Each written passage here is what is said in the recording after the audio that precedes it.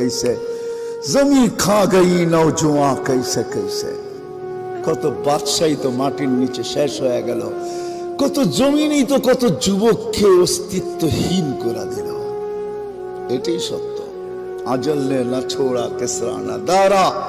মৌত আজ পর্যন্ত কাউকে ছাড়ে নাই মৌতকে ফাঁকি দেওয়া যায় না ওভারটেক করা যায় না কোরআন এটাই বুঝায় ইউদরিকাল মৌত মৌত তোমাকে ধরবেই ধরবে সীমারেখা আসতে দাও থাবা আসতে দেরি হবে না ভাগবে তো ভাগবে কোথায় আইনাল মাফার কোরআন বুঝাইতেছে তুমি কোথায় ভাগবে তো আল্লাহ আবার বুঝাইতেছে যেখানেই ভাগবে ইল্লা বিসুলতান